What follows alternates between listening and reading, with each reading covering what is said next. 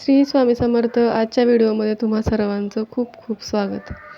आजच्या व्हिडिओमध्ये जया एकादशी दिवशी करण्याचे अचूक उपाय मी आजच्या व्हिडिओमध्ये तुम्हाला सांगणार आहे.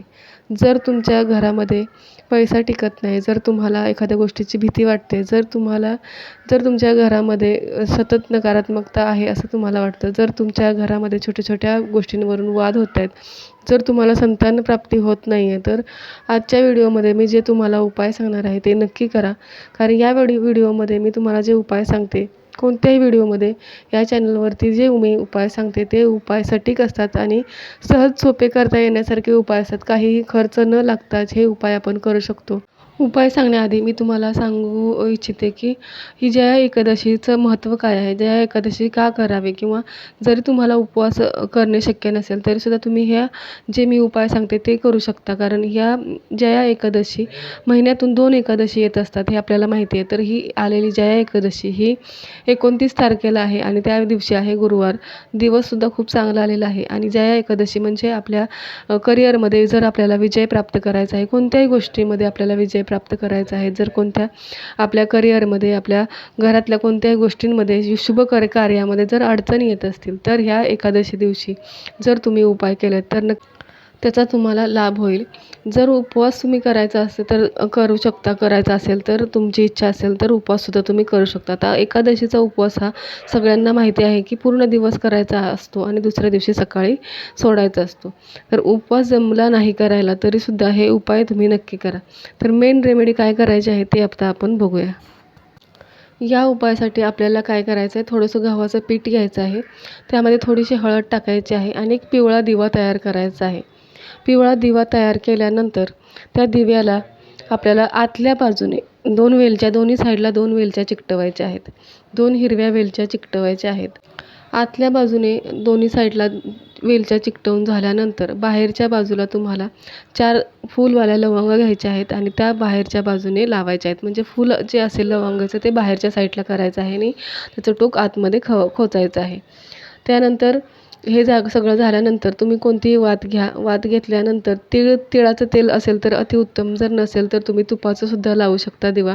हा दिवा आपल्याला सकाळी एकादशीच्या दिवशी सकाळीपासून संध्याकाळपर्यंत तुम्ही हा उपाय कधीही करू शकता.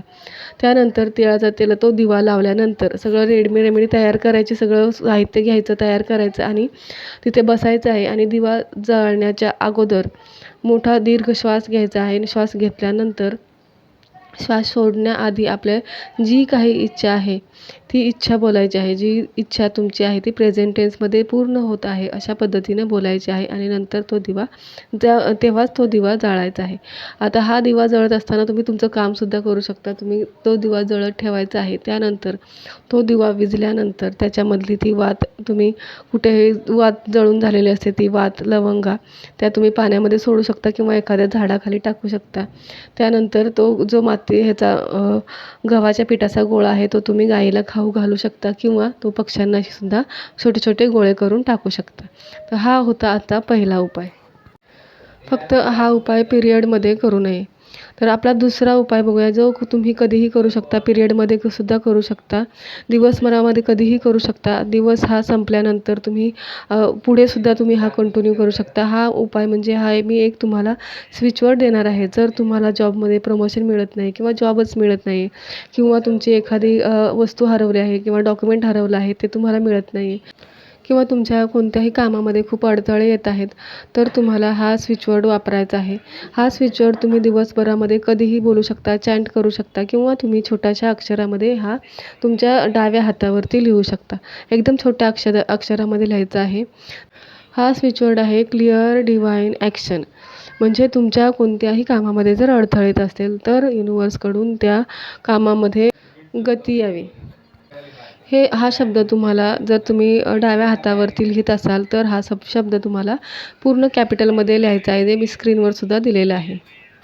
आता पुढचा स्विचवर्ड मी सांगणार आहे तो अशा लोकांसाठी आहे की ज्यांना असं वाटतंय की मी कोणताही उपाय केला तरी मला तो लागू होत नाही किंवा त्याचा काही मला फायदा होत नाही. अशा लोकांसाठी हा उपाय आहे की कारण या लोकांचे असं असतं की खूप कार्मिक बॅगेजेस असतात, म्हणजे कार्मिक लोकं त्यांच्या आयुष्यामध्ये खूप जास्त असतात आणि ते त्यांना त्रास देत असतात. तर त्यांच्यासाठी हा स्विचवर्ड आहे. आणि सोबतच हा त्या लोकांसाठी सुद्धा काम करणार आहे की जी लोकं आतून खूप हर्ट आहेत किंवा त्यांना खूप कुणीतरी दुखावलेलं आहे, त्यांचं मन कुणीतरी खूप दुखावलेलं आहे आणि त्यांना काही सुचत नाही आहे किंवा त्यांना बाहेर पडायचं असतं या सगळ्यातून, पण ते होऊ शकत नाही आहे किंवा त्याच गोष्टींमध्ये ते अडकलेले असतात. त्यांना कोणताही मार्ग दिसत नाही आहे किंवा त्यांना असं वाटत असतं की हे माझ्यासोबतच असं का घडलं? ज्याला आपण पेन म्हणतो, ज्याला आतून दुःख झालेलं असतं, खूप मन दुखत असतं, पण ते कोणाला सांगू शकत नाही. अशा लोकांसाठी सुद्धा हा स्विचवर्ड उपयोगी ठरणार आहे. हा तुम्हाला चॅन्ट करायचा आहे. ज्या गोष्टीमुळे तुम्ही आयुष्यामध्ये पुढे जाऊ शकत नाही. प्रत्येक वेळी मनामध्ये तेच विचार येत राहतात. पण यामुळे काय होणार आहे, तर समोरच्या व्यक्तीला, ज्याने तुमचं मन दुखवलं त्या व्यक्तीला काहीही फरक पडणार नाही आहे. तर ते तुम्हाला स्वतःलाच आपल्याला यातून बाहेर पडण्याचा मार्ग शोधायला हवा. तर हा स्विचवर्ड तुम्ही कधीही बोलू शकता. ह्याच्यामध्ये कोणतंही बंधन नाही आहे. कधीही तुम्ही उठता बसता जेव्हा तुम्हाला वाटेल तेव्हा तुम्ही हा स्विचवर्ड बोलू शकता. हा स्विचवर्ड आहे release, forgive, bless. Release, forgive, bless हा स्विचवर्डसुद्धा कॅपिटलमध्ये तुम्हाला लिहायचा आहे. पूर्ण कॅपिटलमध्ये लिहायचा आहे. तुम्ही हातावरती हाताच्या डाव्या हातावरती कुठेही तुम्ही हा स्विचवर्ड लिहू शकता. जर हे दोन्ही स्विचवर्ड तुम्हाला हातावरती लिहायचे नसतील तर तुम्ही एक कागद घेऊ शकता. त्या कागदावरती तुम्ही हे स्विचवर्ड लिहू शकता. ग्रीन पेनाने हे दोन्ही स्विचवर्ड लिहायचे आहेत. ग्रीन पेनाने लिहिल्यानंतर जेवढं तुम्हाला वाटतं, जोपर्यंत तुमचं मन शांत होत नाही, जोपर्यंत तुमची इच्छा पूर्ण होत नाही, तोपर्यंत या जया एकादशीच्या पुढे तुम्ही हे जया एकादशीनंतर हे त्या दिवशीसुद्धा लिहायचे आहेत, त्याच्यानंतरसुद्धा तुम्हाला हे स्विचवर्ड लिहायचे आहेत. जोपर्यंत तुमचं मन शांत होत नाही, जोपर्यंत तुमची इच्छा पूर्ण होत नाही, तोपर्यंत तुम्ही हे स्विचवर्ड लिहू शकता. त्यानंतर तो कागद जो आहे, ज्या कागदावर तुम्ही हे स्विचवर्ड लिहिलेले आहे, तो कागद तुम्ही पाण्यामध्ये सोडू शकता किंवा तसंच तुम्ही ते डायरीमध्ये जर लिहित असाल तर तसंच सुद्धा तुम्ही ते सोडलं तरीसुद्धा चालेल. कारण त्याची एनर्जी सतत तुमच्याजवळ राहणार आहे. जर तुम्ही हे चालता, फिरता, उठता, बसता जसं आपण अफर्मेशन बोलतो त्या पद्धतीने जर बोललं तर नक्कीच तुम्हाला याचा लाभ होईल. आणि कमेंटमध्ये नक्की सांगा की तुम्हाला याचा फायदा झाला की नाही झाला. कमेंटमध्ये जे मी तुम्हाला आता स्विचवर्ड सांगते आहे ते तुम्ही कमेंटमध्ये तुमच्या सबकॉन्शियस माइंडला अलाइन करायचं असेल किंवा तुमच्या सबकॉन्शियस माइंडमध्ये जर तुम्हाला एखादी गोष्ट अट्रॅक्ट करायची असेल किंवा अजून तुमच्या आयुष्यामध्ये तुमच्या मॅनिफेस्टेशन वाढवायचं असेल, मॅनिफेस्टेशन पॉवर तुम्हाला वाढवायची आहे, तर मी तुम्हाला हे 3 शब्द सांगणार आहे. तर ते 3 शब्द तुम्हाला कमेंटमध्ये नक्की लिहायचे आहेत. तर ते शब्द आहेत, स्विचवर्ड आहेत attract, receive, stable. Attract, receive, stable हे 3 शब्द कमेंटमध्ये लिहायला विसरू नका. हे शब्दसुद्धा तुम्हाला पूर्ण कॅपिटलमध्ये लिहायचे आहेत.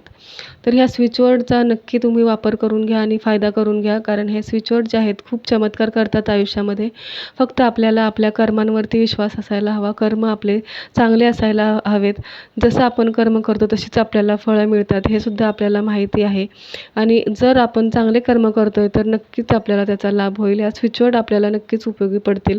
तर व्हिडिओ कुठेही आवडला असेल तर चॅनलला सबस्क्राईब करा, व्हिडिओला लाईक करा आणि अशाच छोट्या उपायांसोबत स्विचवर्डसाठी चॅनलला नक्की सबस्क्राईब करा. पुन्हा भेटूया अशाच छोट्या उपायांसोबत, छोट्या स्विचवर्डसोबत की जे तुमच्या आयुष्यामध्ये नक्की जादू करतील. तोपर्यंत श्री स्वामी समर्थ. धन्यवाद.